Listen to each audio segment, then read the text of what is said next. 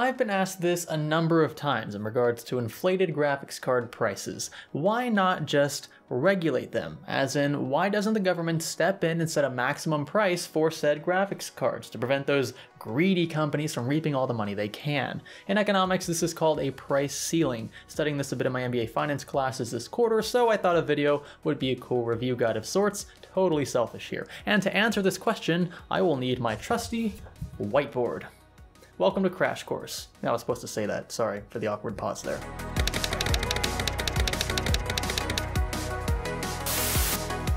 So I'll be speaking with respect to the United States here. A majority of my viewers do live here, and I am most familiar with our own laws and economic policies. I certainly don't want to speak out of place, but things might be different where you live, so just keep that in mind.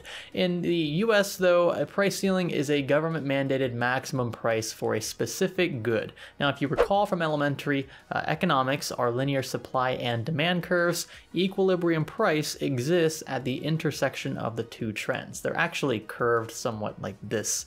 So this is where both consumers and producers are stable and comfortable in their buying and selling habits. There is no incentive from sellers to raise prices, and there is no incentive from buyers to seek alternatives. Now, in the case of the graphics card market, we have no such price ceiling regulation. Suppliers and AIB manufacturers offer suggested retail prices to their vendors, if they're not the vendors themselves, who in turn adjust prices according to fluctuations in these two curves. So in short, no one is being forced to keep prices below a certain value, which is what a price ceiling would otherwise do. Today's GPU market looks something like this, with the demand curve shifted to the right, signifying an increase in demand for all graphics cards at all prices, thanks largely to mining, and with the supply curve shifted to the left, which is typically a response to an increase in price or quantity demanded for the purpose of preserving inventory. Now, if at any point demand for a certain card increases unexpectedly, then a temporary market shortage will exist. Note this is just a slide along the demand curve. This is not another shift in the entire curve itself. The shortage is identified by this gap in the two curves until supply is restocked. Keep in mind our x-axis here is quantity. So since we've deviated from market equilibrium, what we'll be left with is something like this. And this is essentially what would happen if a binding price ceiling was instated. We see it in retail stores all the time. Consider the Fry's Electronics I visited in Vegas shortly after CES. You can watch our full video right here, but in a section of it we highlighted the graphics card stock, which was completely cleaned out, at least for anything above like RX 460 and 1050 Ti caliber. This is what happens when retail stores set artificial price ceilings. In microeconomics, if we consider a retail store's supply and demand curves for a certain good, we'll still have a market equilibrium. A binding price ceiling then would look something like this, a dotted horizontal line below the intersection. The result is excess demand, indicated by the length of this line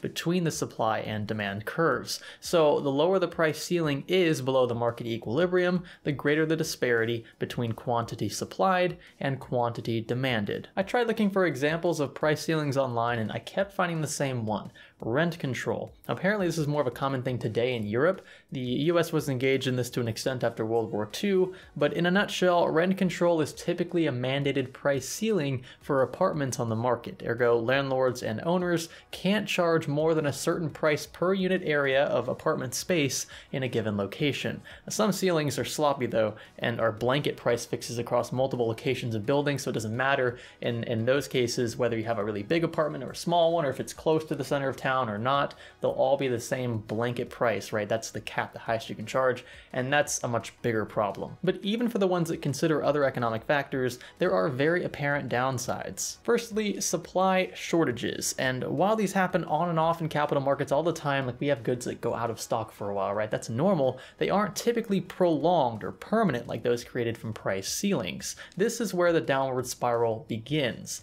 Once consumers catch on to the lack of supply, they'll likely seek alternatives. This is where the used graphics card market in our case comes into play, or competitors like AMD's Raven Ridge APU lineup. If enough of the supply is dried up, a few companies may exit the market or reallocate resources, but if enough of the suppliers go out of business, then the price ceiling fails since the new level of supply falls below the price ceiling mandate, so it really is doing nothing. It's non-binding. If the ceiling is then abolished, the prices will skyrocket, right? And new suppliers will enter the market to take advantage of the potential profits, and if enough manipulation takes place, another price ceiling will be instated, and the cycle continues. Companies may also resort to mischievous tactics in an effort to work around the price ceiling mandate. We've seen this time and time again, not just with price ceilings. For example, graphics card suppliers could collude with each other and sell to US citizens and European markets through foreign distributors. Apart from import taxes, foreign goods aren't subject to domestic price ceilings, so they could cut off their US supplies and then force everyone to the European markets, right, to channel through them, because there they can raise prices to whatever they see fit. So in short, a price ceiling is just a short-term remedy. Consumers see these as mere windows of opportunity to buy up as much of the supply as possible while it lasts, which is why many retailers impose purchase limits for things like graphics cards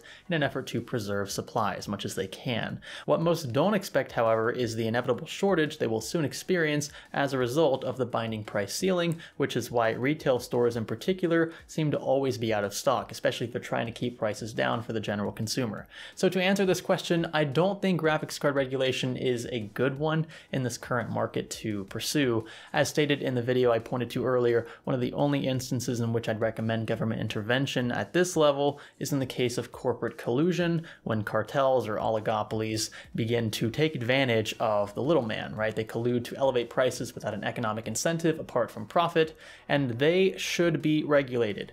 Period. It's why commissions like the FTC in the United States exist. They're there to preserve the perfect competition model, or as close to perfect as possible. Of course, nothing that we make or try to maintain is ever really perfect. Better to have some stock, though, at higher prices than no stock at all. That's at least how I see it. You may disagree. Let me know if you do in the comments below. If you like this video, be sure to let me know by giving this one a thumbs up. I appreciate it. Thumbs down for the opposite. Click the subscribe button if you haven't already, and stay tuned for more content like this. This is Science Studio. Thanks for learning with us.